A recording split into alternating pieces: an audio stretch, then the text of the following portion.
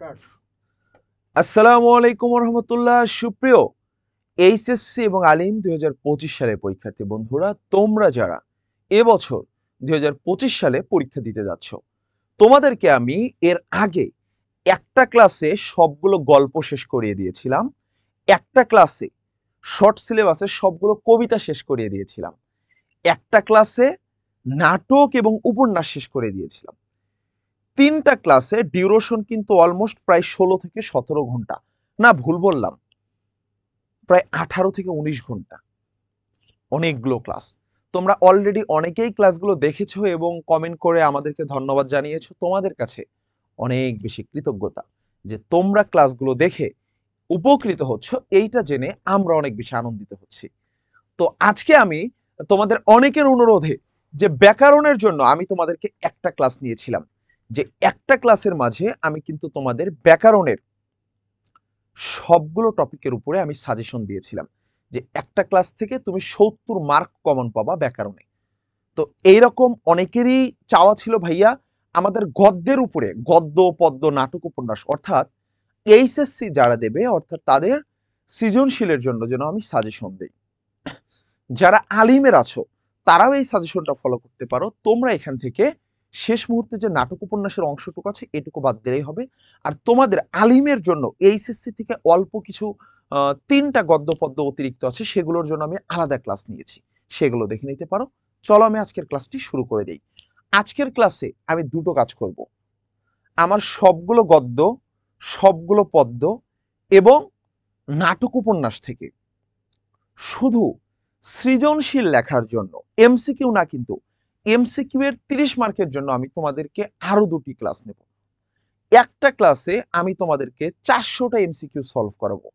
400, যে 400 এমসিকিউ থেকে তুমি 30টা এমসিকিউ ইনশাল্লাহ কমন পাবা। তো সেই ক্লাসটা আমি পরে নেব। 400টা এমসিকিউ আমি তোমাদের সলভ করাবো। একটা ম্যারাথন ক্লাস হবে, অ্যাটলিস্ট 6 ঘন্টার একটা ম্যারাথন ক্লাস হবে, যেখানে আমি তোমাদেরকে 400টা এমসিকিউ সলভ করাবো। তো আজকের এই ক্লাসটিতে ভাইয়া আমি তোমাদেরকে খুব অল্প সময় নেব। সর্বোচ্চ ধরো তোমার 40 মিনিট থেকে 1 ঘন্টা ডিউরেশনের একটা ক্লাস হবে। এই ক্লাসে আমি প্রত্যেকটা গল্প কবিতা থেকে কোন কোন অংশটুকু থেকে বা কোন কোন প্রশ্নগুলো পড়লে তুমি সৃজনশীল অ্যান্সার করতে পারবা সেই বিষয়টা ক্লিয়ার করে দেব। এর ভিতরে আবারও বলে দিচ্ছি, যারা যারা আমাদের এই ক্লাসগুলো দেখে উপকৃত হচ্ছ, আমরা আমাদের এই ক্লাসগুলো তোমাদের ফ্রেন্ডদের সাথে শেয়ার করতে পারো। তাহলে এর মাধ্যমে তুমিও একটি ভালো কাজ করলা। বিনামূল্যে আমরা যেই সেবাটা দিয়ে যাচ্ছি, এই সেবাটা তুমি ছড়িয়ে দেওয়ার মাধ্যমে তুমিও কি হবা, ভালো কাজের অংশীদার হবা। তো এই জন্য সবার কাছে রিকোয়েস্ট থাকবে, তোমাদের যে সকল ফ্রেন্ডরা আছে পরীক্ষার্থী, তাদের সাথে সাজেস্ট করতে পারো। চলো শুরু করে দিই। তোমাদের শর্ট সিলেবাসে বিদ্রোহী কবিতা, 18 বছর বয়স, প্রতিদান, ফেব্রুয়ারি 1969, সোনার তরী, তাহারেই পরে মনে, আমি কিংবদন্তির কথা বলছি, এই কবিতাগুলো আছে তাই না ভাইয়া? এই কবিতাগুলোর উপরে আমি 6.5 ঘন্টা কি 6 ঘন্টার একটা ম্যারাথন ক্লাস নিয়েছি। ওই ক্লাসটা সবাই দেখে নিবা। দেখার পরে এইখানে আমি একদম সামারি করে দিছি, প্রত্যেকটা কবিতা থেকে একদমই শর্টকাট সামারি করে দিয়েছি। চলো প্রথমে কবিতাগুলো শেষ করি, তারপরে গল্প শুরু করব। আমি একটু সরি যে আমার একটু ঠান্ডায় এবং জ্বর হয়েছে। ঠান্ডার জন্য, ঠান্ডা জ্বরের জন্য আমি হাসতেও পারতেছি না বা আমার প্রচুর কাশি হচ্ছে। তোমরা এইটা একটু ক্ষমা সুন্দর দৃষ্টিতে দেখবে, হ্যাঁ? তোমাদের জন্য টানা কয়েকটা ক্লাস নিয়ে, আর এর মাঝে আমার নিজেরও ডিপার্টমেন্টের পরীক্ষা চলতেছিল, সবকিছু মিলিয়ে আমি একটু অসুস্থ। তো আজকের ক্লাসে যদি আমি একটু কাশি, তোমরা একটু ক্ষমা সুন্দর দৃষ্টিতে দেখবে, ওকে? ঠিক আছে দুষ্টরা, চলো শুরু করি। প্রথমে যেটা দেখতেছিলাম ভাইয়া, সেইটার নাম হলো বিদ্রোহী কবিতা। বিদ্রোহী কবিতা আমরা পুরোটা ব্যাখ্যা বিশ্লেষণ করে পড়িয়েছি, তোমরা আমার চ্যানেল থেকে দেখে নিও। আমি জাস্ট প্রশ্নগুলো দেখব। কাজী নজরুল ইসলাম কত নাম্বার বাঙালি পল্টনে সৈনিক হিসেবে যোগদান করেন?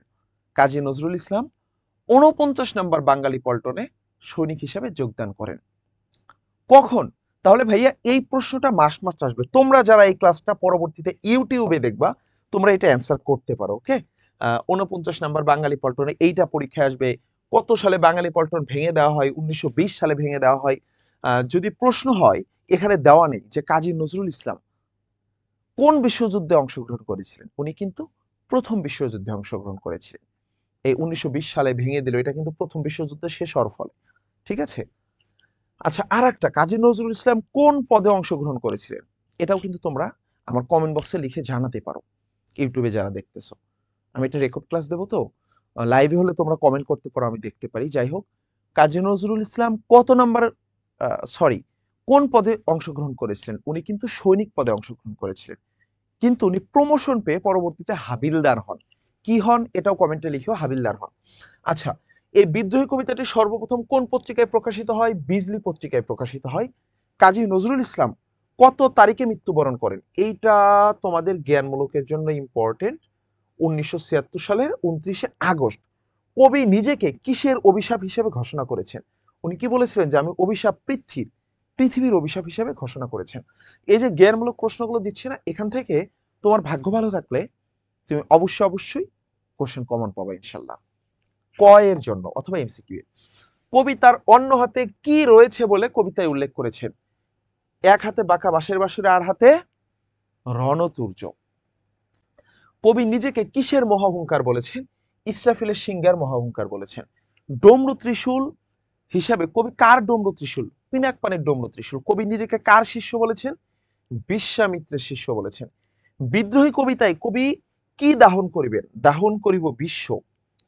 এই কোশ্চেনগুলো আমি তোমাদেরকে এই স্লাইডটা দিয়ে দেব, পুরো স্লাইডটা দিয়ে দেব। তোমরা প্রত্যেককে এই স্লাইডটা ডাউনলোড করে নিবা এবং এগুলো একটু ভালো করে দেখবা। জাস্ট একটু ভালো করে রিডিং পড়লেই হয়ে গেছে। পুরো ক্লাসটা কিন্তু দেখতে হবে। এটা তো সাজেশনমূলক ক্লাস। এই ক্লাস দেখার আগে তোমরা অবশ্যই কি করবা? বড় ক্লাসগুলো দেখে আসবা, তাহলে এটা বোঝা সহজ হবে। কবি নিজেকে কার বুকের কোন্দন শ্বাস বলেছেন? বিধবার বুকের কোন্দন শ্বাস। কবি নিজেকে কার বঞ্চিত ব্যথা বলেছেন? কবি নিজেকে পথবাসী গৃহহারা যত পথিক রয়েছে। কার মর্মবেদনা?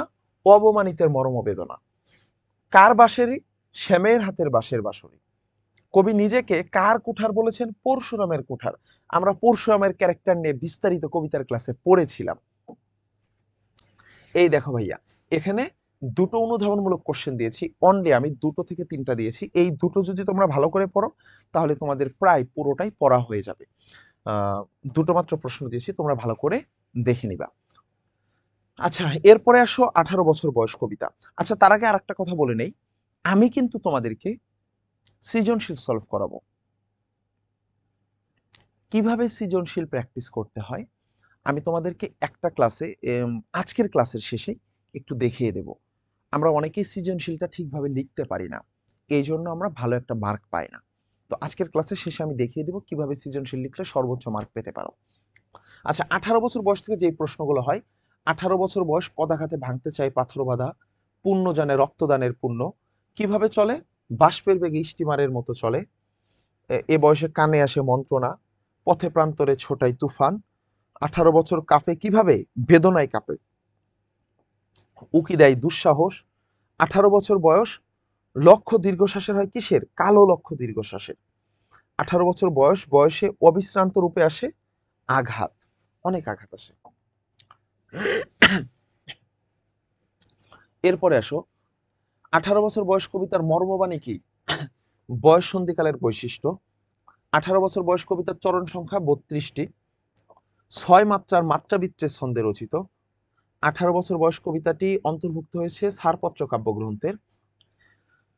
এ বয়স নতুন কিছু তো করে, এখানে ব্যক্ত হয়েছে তারুণ্যের সৃষ্টি ধর্মের। এটা কতবার ব্যবহৃত হয়েছে? 9 বার। সুকান্ত ভট্টাচার্য বামপন্থী কবি ছিলেন। 18 বছর বয়স কবিতাটিতে স্তবক রয়েছে 8টি। এগুলো খুব একটা আসে না। আচ্ছা, 18 বছর বয়স কবিতা থেকে আমি তোমাদেরকে অনুধাবনমূলক গুলো এখানে দেওয়া হয়নি, কিন্তু তোমরা যদি আমার পুরো ক্লাসটা করো, বড় ক্লাসটা, ওইখানে তোমরা আরো ভালোভাবে পাবা। প্রতিদান কবিতাটা দেখো, আমি তোমাদেরকে কবিতাগুলোর কিন্তু আর একটা স্লাইড দিয়ে দেব। আমি এইটার স্লাইড তো দেবই, শুধু কবিতার জন্য যে স্লাইড আছে ওইখানে আরো ব্যাখ্যা বিস্তারিত দেওয়া আছে। আচ্ছা, এই কবিতাটিতে তোমার জসিমউদ্দিন সম্পর্কে আছে কি? জসিমউদ্দিনের বাবার নাম কি? কোন জেলায় জন্মগ্রহণ করেন? ফরিদপুর। তারপরে হচ্ছে কোন কলেজ থেকে বিএ পাশ করেন? রাজেন্দ্র কলেজ থেকে। রবীন্দ্র ভারতী বিশ্ববিদ্যালয় তাকে ডিলিট ডিগ্রি দেন, 76 সালে তিনি মারা যান।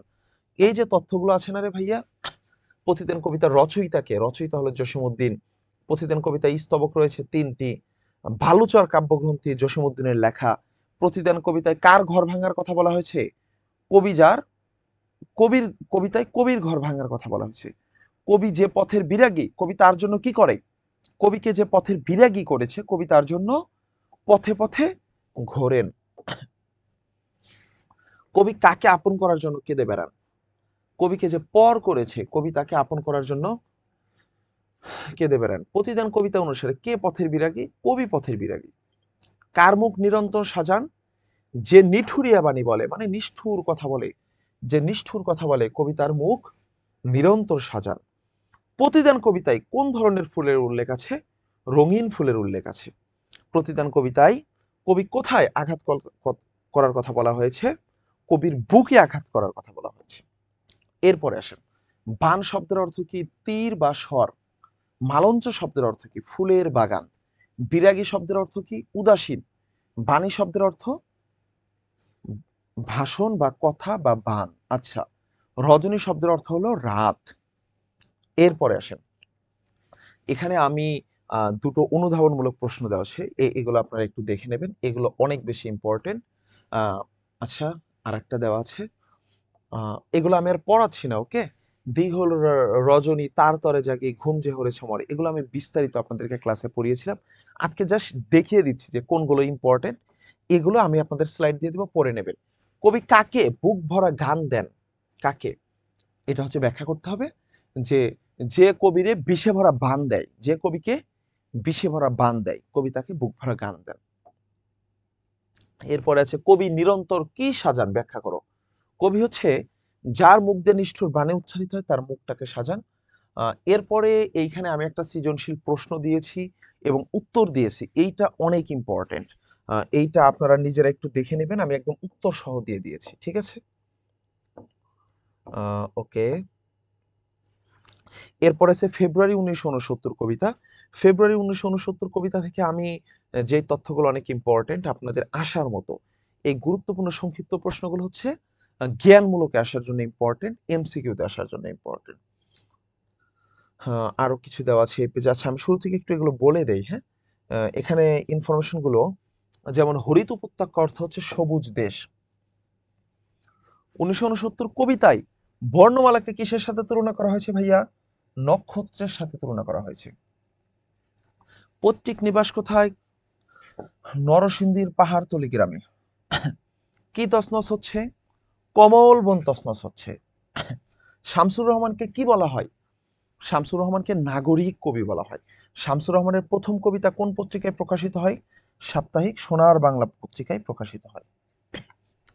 এরপরে, হেঁটে যেতে যেতে কৃষ্ণচূড়াগুলোকে কবির কাছে কি মনে হয়? শহীদের ঝলকিত রক্তের বুদবুদ মনে হয়। সালাম আবার কখন রাজপথে নামে? 1969 সালাম আবার রাজপথে নামে। সালামের চোখে আজ ঢাকা কেমন? সালামের চোখে আজ আলোচিত ঢাকা। কার রক্তে বাস্তবের বিশাল চত্বরে ফুল ফোটে? কার রক্তে? বীরের রক্তে। কবিতায় কার অশ্রুজলের কথা বলা হয়েছে? দুঃখিনী মাতার অশ্রুজল।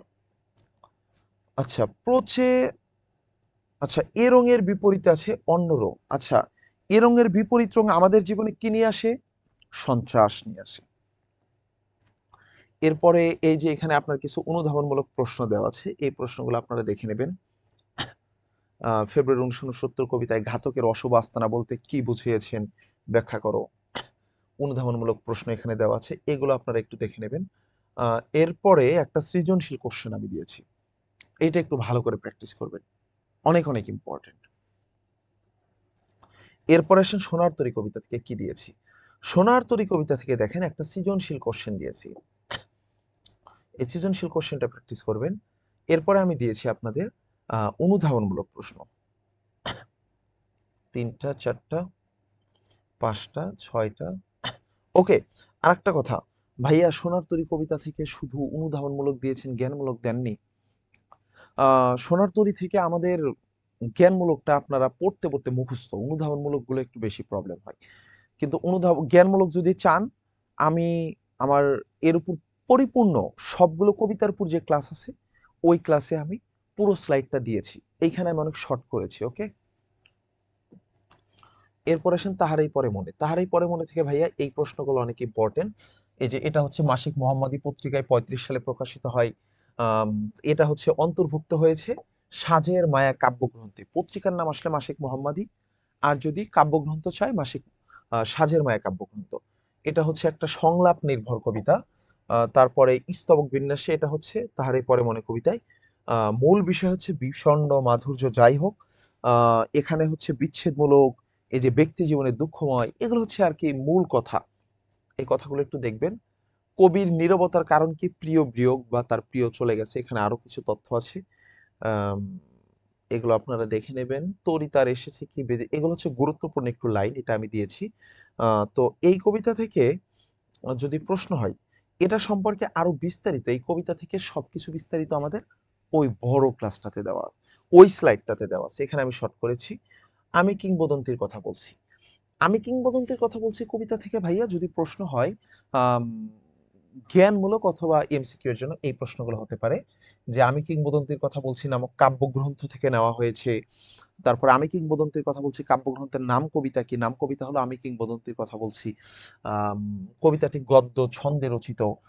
প্রচলিত কবিতার ছন্দের বাইরে গিয়ে প্রাকৃতিক তথা স্বাভাবিক ছন্দকে কি বলা হয়? গদ্য ছন্দ বলা হয়, যদি গদ্য ছন্দ সংজ্ঞা চাই। এরপরে হচ্ছে এখানে আরো কিছু কথা দেওয়া আছে, দেখে নেবেন। কবিতাটির প্রেক্ষাপট বা কবিতাটি বিশেষ দিক, এখানে সবকিছুই আমি দিয়েছি, আপনারা স্লাইড থেকে দেখে নেবেন। কেন আমার এখানে অনেকগুলো পেজ, তো প্রায় 150টার মতো পেজ, আমি 40 মিনিটে শেষ করব। আমি জাস্ট দেখাই দিচ্ছি আপনারা কিভাবে পড়বেন। এরপরে দেখেন, তার করতলে পলিমাটির সৌরভ ছিল, এগুলো হচ্ছে গুরুত্বপূর্ণ লাইন। কবির পূর্বপুরুষ কি ছিল? দাস ছিল, এবং উনি হচ্ছে কৃষি কাজ করতো। এই যে পলিমাটির সৌরভ, তার হাতে করতলে, হাতে হাতে পলিমাটির সৌরভ কখন থাকে? যখন কেউ কৃষি কাজ করে, তাই। কর্ষিত জমির প্রতিটি শস্যদানা কবিতা। যাই হোক, এখানে কবিতা দ্বারা কি বুঝিয়েছে আমি আপনাদের বিস্তারিত ক্লাসে বলেছিলাম। যে কবিতা মূলত হচ্ছে যুদ্ধ বিদ্রোহ, প্রতিবাদ, এইটার প্রতীক। এরপরে দেখেন, আমরা এবার গল্পে প্রবেশ করব। গল্প থেকে আমি বিস্তারিত দেইনি, জাস্ট দুটো গল্পে একটু বেশি করে তথ্য দিয়েছি। বিলাসী গল্পে, কারণ বিলাসী গল্পে আমি এইখানে যা তথ্য দিয়েছি স্লাইডে, এগুলো সব জ্ঞানমূলক আসার মতো প্রশ্ন। এখানে যা তথ্য দিয়েছি এগুলো সবই সাজেশন, বিভিন্ন ইয়ারে বিভিন্ন বোর্ডে এসেছে, এই তথ্যগুলোই আমি এখানে দিয়েছি। এরপরে দেখেন, এই যে প্রত্যেকটা চরিত্র বিশ্লেষণটা আমি একটু এখানে রেখেছি, নর্মালি অন্য কোনো গল্প কবিতা রাখিনি, কারণ এগুলো বেশি ইম্পর্টেন্ট। তাহলে জ্ঞানমূলকের জন্য এই চরিত্র বিশ্লেষণগুলো পড়বেন, জ্ঞানমূলক কাভার হয়ে যাবে। আর অনুধাবনমূলকের জন্য হচ্ছে আমি প্রশ্ন দিয়ে দিয়েছি, এই প্রশ্নগুলো পড়বেন, কাভার হয়ে যাবে। অপরিচিতার জন্য সেম, অপরিচিতার জন্য আমি আপনাদেরকে আম, এই চরিত্র বিশ্লেষণটা জাস্ট রেখেছি, এগুলো পড়লে আপনার জ্ঞানমূলক কাভার হবে। চরিত্র বিশ্লেষণ, এই যে এখানে আমি যে তথ্যগুলো দিয়েছি, আপনি যদি জাস্ট এই তথ্যগুলো দেখেন তাহলে আপনার জ্ঞানমূলক কাভার হয়ে যাচ্ছে। অর্থাৎ ক কাভার হচ্ছে, এমসিকিউ অনেকটা কাভার হবে, আমি এমসিকিউর পরে আলাদা ক্লাস নেব। তাহলে জ্ঞানমূলকের জন্য এই চরিত্র বিশ্লেষণ কয়টা পড়বেন? এই পেজটা পড়বেন। এরপরে আসেন, আম, এখানেও কিছু জ্ঞানমূলক প্রশ্ন আমি দিয়েছি, প্রশ্ন আকারে বানিয়ে দিয়েছি। এরপরে আপনারা এই অনুধাবনমূলক প্রশ্নগুলো পড়বেন, এগুলো পড়লে আশা করি কাভার হয়ে যাবে। এগুলো বিভিন্ন বছর একাধিকবার আসছে, একটা সৃজনশীল রেখেছি মাত্র। এই সৃজনশীল অ্যান্সার সহ দিয়েছি যেন আপনারা বুঝতে পারেন কিভাবে অ্যান্সার করতে হবে। এরপর আসেন ভাইয়া আমার পথ। আমার পথটা শুরু, আমার পথ থেকে আপনাকে শিখন ফলের এখানে এগুলো একটু ব্যাখ্যা করতে হয়, এগুলো খতে অনুধাবনমূলক দিতে পারে, তখন আপনি যেন ব্যাখ্যা করতে পারেন আমার পথ থেকে। এজন্য আমি শিখন ফলটা এখানে দিয়েছি। আহ, এইটা হচ্ছে জ্ঞানমূলকের জন্য খুব ইম্পর্টেন্ট, যে সবচেয়ে বড় দাসত্ব কি? পর অবলম্বন। অবিনয় নিশ্চয় থাকে যে কথায়, স্পষ্ট কথা বলায়। অভিনয়, অভিনয় না কিন্তু, অবিনয় মানে হচ্ছে বিনয় না প্রকাশ করা। কোন ধর্ম সবচেয়ে বড় ধর্ম? মানুষ ধর্ম। ঐক্যের মূল শক্তি হলো সম্প্রীতি। আমার পথ প্রবন্ধ অনুসারে কবির কর্ণধারকে? কবি নিজেই নিজের কর্ণধার। লেখককে পথ দেখাবে তার সত্য। যাত্রা শুরুর আগে লেখক সালাম ও নমস্কার জানিয়েছেন তার সত্যকে। ভুলের মাধ্যমে আমরা পেতে পারি সত্যকে। যার মনে মিথ্যা, সেই মিথ্যাকে ভয় করে। যাই হোক, এখানে আমি অনেকগুলো তথ্য দিয়েছি, এগুলো আর পড়তেছি না, আপনারা নিজেরা পড়ে নেবেন। আমি জাস্ট সাজেশনটা দিয়ে দিচ্ছি। আমার পথ প্রবন্ধে যে মহাপুরুষের উল্লেখ আছে তিনি হলেন মহাত্মা গান্ধী। আমার পথ প্রবন্ধের মূল বিষয় হচ্ছে আত্মসত্ত্ব অর্জন করা। যাই হোক, আমি সামনে যাই। আচ্ছা, এখানে অনুধাবনমূলক প্রশ্ন দিয়েছি আপনাদের জন্য কয়েকটা। এই অনুধাবনমূলক প্রশ্নগুলো পড়লে আপনাদের আশা করি কাভার হয়ে যাবে।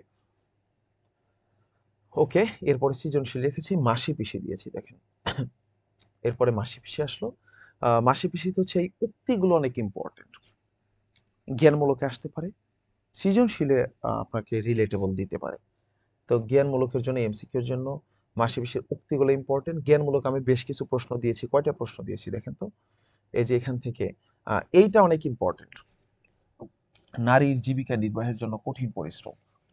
এই আমাদের পাঠ্য বইয়ে এইচএসসি সিলেবাসে কিন্তু অনেকগুলো নারী কেন্দ্রিক গল্প আছে, যেমন বিলাসী আছে, তারপরে মাসি পিসি আছে, অপরিচিতা আছে। কিন্তু নারীর যে জীবিকা নির্বাহের জন্য কষ্ট, এটা অনলি কোনটাতে দেওয়া আছে? অনলি এই মাসি পিসিতে দেওয়া আছে। এগুলো আপনারা একটু ভালো করে দেখে নেবেন, তাহলে আশা করি আপনাদেরকে এই গল্প থেকে, যেখান থেকে প্রশ্ন আসুক, আপনারা জ্ঞানমূলকে পারবেন। এরপরে ভাইয়া অনুধাবনমূলকের জন্য এই প্রশ্ন কয়টা ইম্পর্টেন্ট। ওকে, সৃজনশীল। এরপরে আসেন রেইনকোট। আচ্ছা, আরেকটা কথা বলি, ভায়ান্নর দিনগুলো কিন্তু সিলেবাস থেকে বাদ দেওয়া হয়েছে, এটা জানেন তো আপনারা? ভায়ান্নর দিনগুলো, আমার না একজন বলতেছে যে ভাইয়া আসলে কি ভায়ান্নর দিনগুলো বাদ দেওয়া হয়েছে? আমি বললাম হ্যাঁ, বাদ দেওয়া হয়েছে। সে বিশ্বাসই করতে চায় না। সে বলে না, আমার কলেজে স্যাররা পড়িয়েছে। আরে বোকা ছেলে, তোমাকে কি আমি অতিরিক্ত পড়াবো রে? অতিরিক্ত পড়ালে তো আমার কষ্ট, বা আমি কি তোমাকে কম পড়াবো? এটা নাই, এটা ইউসুফ সরকার এসে বাদ দিয়েছে। ওকে, দেখো, রেইনকোট গল্পটি হচ্ছে বিবৃত হয়েছে লেখক আখতারুজ্জামান ইলিয়াসের জবানিতে নুরুল হুদার চরিত্রের ভিতরে প্রবেশ করে। এগুলো হচ্ছে রেইনকোটের গুরুত্বপূর্ণ তথ্য, এগুলো তোমরা পড়ে নিবা। বৃষ্টি হচ্ছে ভোররাত থেকে, এই বৃষ্টির মেয়াদ 3 দিন। রেডিও টেলিভিশনে হরদম বলছে সিচুয়েশন নর্মাল। দেশে গণতন্ত্র ফিরিয়ে দিতে বদ্ধপরিকর কে? প্রেসিডেন্ট বা রাষ্ট্রপতি। কিছুদিন বাদে বাদে ভাষণ শোনা যায় প্রেসিডেন্টের। নুরুল হুদাকে এক্সট্রা তটস্থ থাকতে হয় মিন্টুর জন্য। আসমা নুরুল হুদাকে সাথে নিতে বলে মিন্টুর রেইনকোট। ওকে, পাশের ফ্ল্যাটের গোলগাল মুখের মহিলা আসমাকে আসমাকে মিন্টুর কথা জিজ্ঞেস করে। মিন্টু চলে যাবার 3 দিন পর, এইটা কিন্তু অনেক গুরুত্বপূর্ণ ইনফরমেশন। ওকে, তারপরে দেখো, নুরুল হুদা যে বাড়িতে থাকে সে বাড়ির নিচের ফ্ল্যাটে থাকে ওয়েল্ডিং ওয়ার্কশপের মালিক। সর্দার গোছের রাজাকার হলো ওয়েল্ডিং ওয়ার্কশপের মালিকের শ্বশুর। আচ্ছা, যাই হোক, এখানে আরো অনেক মজার মজার তথ্য আছে, আমি পড়তেছি না, তোমরা পড়ে নিবা। আচ্ছা, এরপরে দেখো নুরুল হুদার এই যে চরিত্র বিশ্লেষণ আছে। ওকে, আমি চরিত্র বিশ্লেষণটা এই জন্য দিচ্ছি যে এদের থেকে প্রশ্ন হতে পারে, খুব শর্টে দেওয়া আছে, বিস্তারিত দেওয়া আছে অন্যান্য স্লাইডগুলোতে, বাট এটা তোমরা দেখে নাও। সংক্ষিপ্ত প্রশ্ন উত্তর দেওয়া আছে, সংক্ষিপ্ত প্রশ্নগুলো তোমরা অনেক ইম্পর্টেন্ট, খুব অল্প কয়েকটা প্রশ্ন রেখেছি, তোমরা এগুলো পড়ে নিবা। আচ্ছা, সংক্ষিপ্ত প্রশ্নগুলো আমি একটু পড়াই দিব। রেইনকোট গল্পে মিলিটারি ক্যাম্প কোথায় স্থাপন করা হয়? কলেজের জিমনেশিয়ামে। কলেজের জিমনেশিয়ামে। রেইনকোট গল্পে কোন শহরের পরিস্থিতি ফুটে উঠেছে? রেইনকোট গল্পে ঢাকা শহরের পরিস্থিতি ফুটে উঠেছে। কাকে দেখলে কলেজের সবাই তটস্থ থাকে? ইসহাক মিয়াকে দেখলে সবাই তটস্থ থাকে। গল্পকথকের স্ত্রী কোন দিক থেকে গুলির আওয়াজ শুনতে পায়? মিরপুর ব্রিজের দিক থেকে গুলির আওয়াজ শুনতে পায়। রেডিও টেলিভিশনে হরদম কি বলছে? Situation is normal. Lecturer Nurul Huda car raincoat পরেছিল? শ্যালক মিন্টুর রেইনকোট পরেছিলেন। কার জন্য নুরুল হুদাকে তটস্থ থাকতে হয়? শ্যালক মিন্টুর জন্য নুরুল হুদাকে তটস্থ থাকতে হয়। আমার ভাইটাকে আর ঢাকায় রাখতে পারলাম না, উক্তিটি কার? নুরুল হুদার বাসার নিচতলার ভদ্রলোকের। আচ্ছা, ইস্টার্ন গানওয়ালা সেকরার দল নৌকা ভরে কি নিয়ে আসে? ইস্টার্ন গানওয়ালা সেকরার দল নৌকা ভরে অস্ত্র নিয়ে আসে। প্রিন্সিপাল কাকে তোয়াজ করে চলেন? প্রিন্সিপাল উর্দুর প্রফেসর আকবর সাজিদকে তোয়াজ করে চলেন। নুরুল হুদাকে কে ডেকে পাঠিয়েছিলেন? প্রিন্সিপাল ডেকে পাঠিয়েছিলেন। গুজবই হলো বাঙালির কাল, এ কথা কে বলেছিলেন? প্রিন্সিপাল বলেছিলেন। আচ্ছা, কার মতে শহীদ মিনার পাকিস্তানের শরীরের কাটা? এইটা যে কত ইম্পর্টেন্ট তোমাদের এমসিকিউ এর জন্য, তোমাদের জ্ঞানমূলকের জন্য, এটা হচ্ছে অনেক ইম্পর্টেন্ট, অনেক বডি একাধিকবার এসেছে। তারপরে মুয়াজ্জিনকে কারা গুলি করে মারে? মিলিটারিরা। নুরুল হুদা কোন বিষয়ের লেকচারার? খুব ইম্পর্টেন্ট, কেমিস্ট্রির লেকচারার। নুরুল হুদার সাথে সাথে আর কাকে মিলিটারিরা যেন জিপে তোলে? আব্দুস সাত্তার মৃধাকে। কাদের ঠিকানা নুরুল হুদার জানা আছে? মিসক্রিয়ান্ট। এখানে কিন্তু মুক্তিযোদ্ধাদের বলছে। পরের প্রশ্নের জবাব না পেয়ে মিলিটারিরা নুরুল হুদাকে কোথায় নিয়ে যায়? অন্য একটি ঘরে নিয়ে যায়। আচ্ছা, অনুধাবনমূলক প্রশ্ন এটা দেখবেন, দেশে একটা কলেজেও শহীদ মিনার অক্ষত নেই, এসব হলো ইন্টারনাল অ্যাফেয়ার্স। এটা কে বলেছিল? এটা একটু ভালো করে দেখবেন। নুরুল হুদা কেন 4বার বাড়ি পাল্টায়? কেন আবার? মিন্টুর জন্য। আচ্ছা, একটা সৃজনশীল কোশ্চেন দেওয়া আছে, এখানে চিত্রটা দেওয়া হয়নি তাই না? এখানে মুক্তিযুদ্ধ রিলেটেড একটা চিত্র দেওয়া ছিল, যাই হোক এটা আমি অ্যান্সার সহ দিয়েছি। আসলে মানব কল্যাণ, মানব কল্যাণ থেকে আমাদের স্টুডেন্টদের সবচেয়ে বেশি যেটা ভুল করে সেটা হচ্ছে কঠিন অংশগুলোর ব্যাখ্যা আমি দিয়েছি। এখানে কঠিন অংশগুলোর ব্যাখ্যা দেওয়া আছে, এই লাইনের ব্যাখ্যাগুলো আপনারা একটু ভালো করে দেখে নেবেন সবাই। এরপরে আমি জ্ঞানমূলক প্রশ্ন উত্তর দিয়েছি, ওই কঠিন অংশগুলোর ব্যাখ্যা ভালো করে দেখে নেবেন, জ্ঞানমূলকগুলো আপনারা পারবেন। যে আবুল ফজল কত সালে জন্মগ্রহণ করে? 1903 সালে জন্মগ্রহণ করেন। যে কথাটি মামুলি অর্থে ব্যবহৃত হয়ে থাকে, মানব কল্যাণ কথাটি, এক মুষ্টি ভিক্ষা দেওয়াকে আমরা সাধারণভাবে কি মনে করে থাকি? মানব কল্যাণ মনে করে থাকি। রাষ্ট্রের বৃহত্তম দায়িত্ব কি? রাষ্ট্রের বৃহত্তম দায়িত্ব হলো জাতিকে আত্মমর্যাদা সম্পন্ন করে গড়ে তোলা। মানব কল্যাণ কথাটা আমরা সস্তা ও মামুলি বাড়িয়ে ফেলেছি কিভাবে? এই যে এখানে ব্যাখ্যা দেওয়া আছে। মানব কল্যাণ মানব অপমানে পরিণত হয়েছে কিভাবে? দেখবেন কিভাবে কল্যাণকর পৃথিবী রচনা করা সম্ভব বলে প্রাবন্ধিক মনে করেন। এরপরে আমি কিছু সৃজনশীল দিয়েছি, এই সৃজনশীলগুলো আপনারা দেখে নেবেন।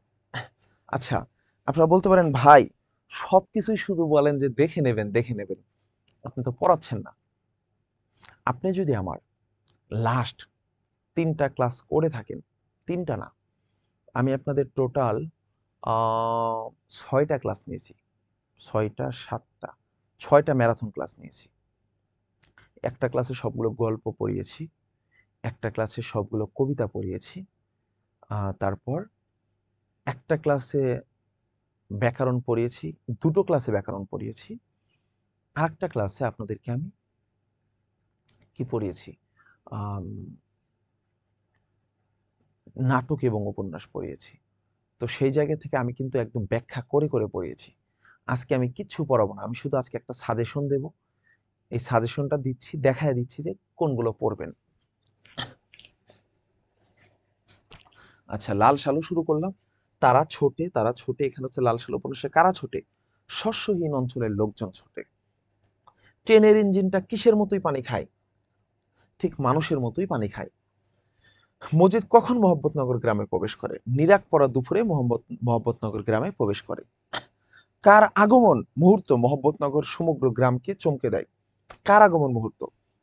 মজিদের আগমন মুহূর্ত। মজিদ কাদের জাহেল বেলেম আনপরাহ বলেছে? মজিদ মোহাম্মদনগরবাসীকে জাহেল বেলেম এবং আনপরাহ বলেছে। এরপরে দেখেন আরো অনেক তথ্য দেওয়া আছে, যে মোহাম্মদনগরে কার আগমন নাটকীয় ছিল? মজিদের আগমন। মজিদ কোন মাসে মোহাম্মদনগর গ্রামে প্রবেশ করে? কার্তিক মাসে। মোহাম্মদনগর গ্রামে প্রবেশ করার আগে মজিদ কোথায় দাঁড়িয়েছিল? মোহাম্মদনগর গ্রামে প্রবেশ করার আগে মজিদ মতিগঞ্জের সড়কের উপর দাঁড়িয়েছিল। মজিদ কার নির্দেশে মোহাম্মদনগর গ্রামে আসে? মজিদ হলো মুদাসসির পীরের নির্দেশ পেয়ে মোহাম্মদনগর গ্রামে আসে। যদি এটা একটা ভণ্ডামি, বানানো কথা, বানোয়াট কথা, যাই হোক এখানে আরো অনেক কথা দেওয়া আছে ভাইয়া। মজিদ নিজেকে কল্পিত মাজারের খাদেম বলে, আরো অনেক কথা, এগুলো আপনারা আম, দেখে নেন। কল্পিত মুদাসসির পীরের কবরটি ভিতরটা কিসের মতো ছিল? সুরঙ্গের মতো ছিল। কল্পিত মুদাসসির পীরের মাজারটি মজিদ কোন প্রকার কাপড় দিয়ে ঢেকে দিয়েছিল? লাল শালো কাপড় দিয়ে ঢেকে দিয়েছিল। মজিদ মোহাম্মদনগর গ্রামে এসে কিসের ব্যবসা শুরু করে? মাজার ব্যবসা শুরু করে। এদেশে ধর্মের আগাছা কেন বেশি বলা হয়েছে দেখে নেবেন। শস্যের চেয়ে টুপি বেশি, ধর্মের আগাছা বেশি, ধান দেয় কি হইব মানুষের জীবন যদি না থাকে। সিরাজউদ্দৌলা। সিরাজউদ্দৌলা থেকে খুঁটিনাটি তথ্য দিয়েছি। এই খুঁটিনাটি তথ্য অংশ পড়লে আপনি ক বা জ্ঞানমূলক পেয়ে যাবেন।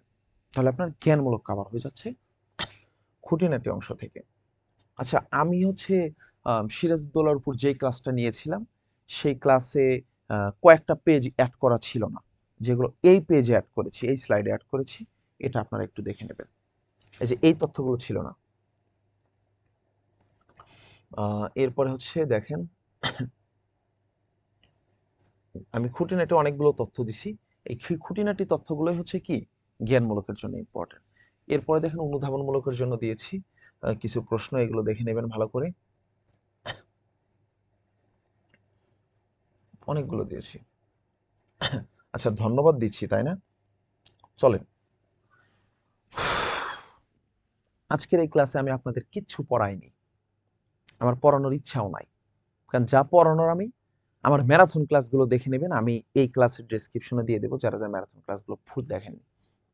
এই ক্লাসে জাস্ট আমি শর্ট করে দিছি, পার্টগুলোকে শর্ট করে দিছি, এমসিকিউ গুলো বাদ দিয়ে দিছি, নতুন কয়েকটা জ্ঞানমূলক কিছু কোশ্চেন অ্যাড করেছি। এইটা আপনি দেখলে, এই ভিডিওটা দেখলে আপনি আপনার নিজেকে অনেকটাই সৃজনশীলের 70 মার্ক আপনি নিশ্চিত করতে পারবেন। আসেন এবার আপনাকে একটা সৃজনশীল লেখার প্যাটার্ন দেখিয়ে দিই। এর আগেও ভিডিওতে দেখিয়েছিলাম। অনেকেই আছেন যারা আপনারা সৃজনশীলে ভালো মার্ক পান না। কেন পান না?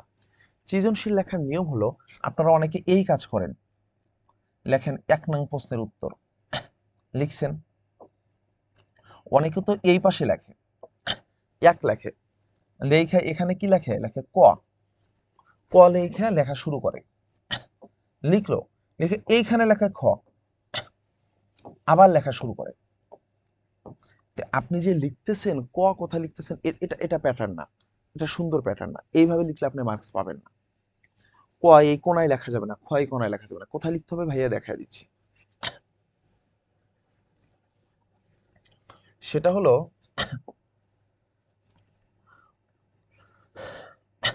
এখানে লিখলেন 1 নং প্রশ্নের উত্তর,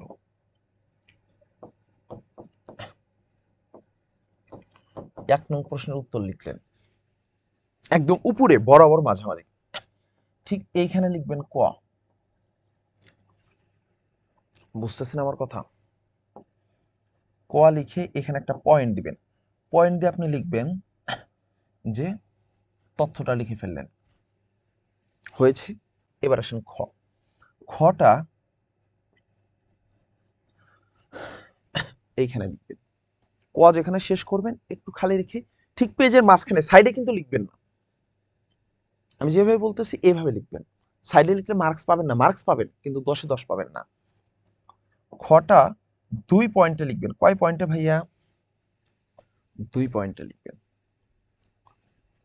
কারণ কতে 1 মার্ক ছিল, এই জন্য 1 পয়েন্টে লিখছেন। খটা লিখলেন, নর্মালি এই পেজে যদি শেষ না করতে পারেন, ধরেন পেজটা তো আর বড় থাকবে, ধরেন এখানে একটা পয়েন্ট দিয়েছেন, দিয়ে আপনি 2-3 লাইন লিখেছেন, লেখার পরে আরেকটা পয়েন্ট দিবেন, দুটো প্যারা করে লিখবেন, দুটো প্যারা।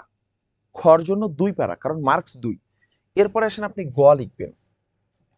গর জন্য ভাই আপনি কি করবেন, গ লেখার জন্য গতে কিন্তু 3 প্যারা দিতে হবে, কারণ গ হচ্ছে 3 মার্কসের। এইখানে একটা প্যারা, দুটো প্যারা, আপনি পরের পেজে যাবেন। তাহলে গ লিখবেন আপনি 3 প্যারায়। গ লিখবেন কয়টা প্যারা করে? 3টা প্যারা করে। 1 প্যারায় সবটুকু লেখা যাবে না। ঘতে যেই কাজটা করবেন, আচ্ছা গ ধরেন যে এইখানে শেষ হলো, এখানে আর ঘ শুরু করবেন না। ঘ কোথায় শুরু করবেন? পরের পেজে, নতুন পেজে গিয়ে শুরু করবেন। নতুন পেজে গিয়ে শুরু করে আপনি এখানে ঘ লিখবেন। ঘটা আপনি 4টা প্যারায় লিখবেন। কয়টা প্যারায় ভাইয়া? 4টা প্যারায় লিখবেন। এখানে একটা প্যারা দিলেন, এখানে একটা প্যারা দিলেন, এর পরের পেজে গেলেন, পরের পেজে গিয়ে আরো দুটো প্যারা দিলেন, টোটাল 4 প্যারায় লিখবেন। প্যারা করে করে লিখবেন। আমার কথা বুঝতেছেন তো? অর্থাৎ অনুচ্ছেদ করে করে লিখবেন। কেন এভাবে লিখবেন ভাইয়া? তাহলে জিনিসটা ফুটে ওঠে। আপনার ঘতে যখন আপনি 4টা প্যারায় 4টা পয়েন্ট করে লিখবেন, তার মানে স্যার বুঝতেছে যে আপনি এখানে 4টা পয়েন্ট দিয়েছেন, 4টা ইনফরমেশন ধাপে দিয়েছেন। তাহলে আপনাকে সে যদি নাও দেয়, খুব কম দেয়, তাও 3 মার্কস দেবে। তাও 3 মার্কস দেবে। মানে এর কম দেবে না। 3 এও সেম। আপনি যদি 3টা পয়েন্ট করে লেখেন গতে, আপনাকে এট লিস্ট 2.5 দেবে। এর কম দেবে না। তাহলে ভাইয়া আপনি কি করবেন? আমি যেভাবে বললাম এভাবে লিখবেন। হাতের লেখা কিভাবে সুন্দর করবেন? আপনাদের পরীক্ষার আর মাত্র 25 দিন আছে। এই মুহূর্তে রিকোয়েস্ট করব, বাংলা সাবজেক্টগুলোর জন্য হাতের লেখা সবচেয়ে বড় ম্যাটার। একটা কথা প্রচলিত আছে না? আগে দর্শনদারি, পরে গুণ বিচারি। আমি এটা অন্যভাবে বলবো। আমি বলবো পুরোটাই গুণ বিচারি। আগে দর্শনদারি না ভাইয়া, পুরোটাই গুণ বিচারি সৃজনশীলের জন্য। কারণ আপনি যদি সৃজনশীলে একটা ভালো মার্কস পেতে চান, সৃজনশীলে একটা ভালো মার্কস পেতে চান, তাহলে আপনাকে দর্শনদারির উপরে মূল মার্কসটা দেওয়া হবে। আমি যে কোনো একটা সৃজনশীল আপনাদের দেখাই। আচ্ছা, এইখানে যেইভাবে লেখা আছে এইভাবে কিন্তু লেখা যাবে না। এখানে কিন্তু দেখেন ঠিকভাবে লেখা নাই। এই যে সাইড দিয়ে লেখা, এটা হবে না। এই কোয়াটা লিখতে হবে মাঝখানে। মাঝখানে লিখতে হবে প্রশ্নোক্ত উক্তিটি মাসির। খ লিখতে হবে মাঝখানে। এই দেখেন এখানে খতে কিন্তু আমি দুটো প্যারা দিয়েছি, আপনি দেখেছেন? এই যে একটা প্যারা, এখানে আর একটা প্যারা। আচ্ছা, এটা আমি সৃজনশীল দেখাচ্ছিলাম। তো যেটা বলতেছিলাম যে আগে দর্শনদারি, পরে গুণ বিচারি না, পুরোটাই দর্শনদারি। কিসের জন্য ভাইয়া? আপনার সৃজনশীল লেখার জন্য, বাংলা সাবজেক্টগুলোর জন্য। সবাই খুব ভালো করে প্রতিদিন অ্যাটলিস্ট 1 ঘন্টা লেখা প্র্যাকটিস করতে থাকে। হাতের লেখা প্র্যাকটিস অনেক অনেক ইম্পর্টেন্ট। আপনার যদি লেখাটা সুন্দর না হয়, তাহলে একই তথ্য লিখে আপনি পাবেন 7, আপনার ফ্রেন্ডস পাবেন 9, আপনার বন্ধুরা 9 পাবে, আপনি সেখানে 6-7 পাবেন, জাস্ট হাতের লেখা খারাপ হওয়ার জন্য। তো সবাই ভালো করে প্রিপারেশন নেন। আজকের এইটা কোনো ক্লাস ছিল না, এটা জাস্ট একটা সাজেশন দেবো আমি আপনাদের। যারা শুধু সৃজনশীল প্র্যাকটিস করতে চান, জ্ঞানমূলক এবং অনুধাবনমূলক, তাদের জন্য এই ক্লাসটা। যেহেতু আগে বড় বড় ক্লাস নিয়েছিলাম, আমি এই স্লাইডটা লিঙ্কটা হচ্ছে ইয়েতে দিয়ে দিচ্ছি, ডেসক্রিপশনে দিয়ে দিচ্ছি এবং কমেন্ট বক্সে দিয়ে দিচ্ছি। এবং আপনারাও কমেন্টে জানান, যারা যারা ক্লাসগুলো দেখেন, ক্লাস দেখার পর একটু লাইক করবেন, লাইক দেবেন, কমেন্ট করবেন, তাহলে আমরা অনুপ্রেরণা পাই। আমার ব্যাকরণের ক্লাসটা প্রায় 30-35 হাজার স্টুডেন্ট দেখছে 10 দিনে। তো অনেকে লাইক করছে। এইটা দেখে না মানে আমরা অনুপ্রেরণা পাই। আমার তো এই ক্লাসটা নেওয়ার কোনো দরকার ছিল না, বা এই সাজেশনটা দেওয়ারও কোনো কথা ছিল না। বাট আমি ভাবলাম যে আপনাদের এটা দিলে আপনাদের জন্য একটু সহজ হবে। কারণ একজন স্টুডেন্ট 6 ঘন্টার কবিতার ক্লাস দেখছে, 6 ঘন্টার গল্পের ক্লাস দেখছে, 6 ঘন্টার নাটক উপন্যাসের ক্লাস দেখছে, 18 ঘন্টা দেখে মাথা ঘুরাইতেছে। এত মানে এক একটা ক্লাসের স্লাইডই 150 পৃষ্ঠা। তো আমি যেটা করলাম, সবগুলো ক্লাস থেকে মূল মূল পার্টগুলো এনে একটা স্লাইড বানিয়ে দিই। ওইটা থেকে আপনি পরীক্ষার আগের দিন রিভিশন নেবেন। পরীক্ষার আগের দিন আলাদা আলাদা করে আর স্লাইড দেখতে হবে না। এই একটা স্লাইড দেখে যাবেন। আশা করি আপনার খুব আ ভালো একটা সংখ্যক আপনি কমন পাবেন। আপনার কনফিডেন্সটা বিল্ড আপ হবে। ভালো একটা রিভিশন হবে। তো যারা যারা এই চ্যানেলটি সাবস্ক্রাইব করেছেন, আমাদের পেজ ফলো করেছেন, এবং আমাদের ক্লাসগুলো দেখেন, কমেন্ট করেন, অনেক অনেক শুভেচ্ছা, অনেক অনেক ধন্যবাদ। কে কোথা থেকে দেখলেন ক্লাসটা, আজকের ক্লাসটা?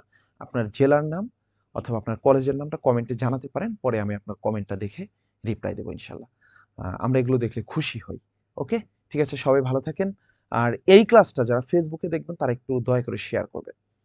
ক্লাসটা শেয়ার করে স্ক্রিনশটটা আমাদের পেজের ইনবক্সে পাঠাবেন। তাহলে আপনাকে আমরা এই ক্লাসের স্লাইডটি পাঠিয়ে দেব। ওকে?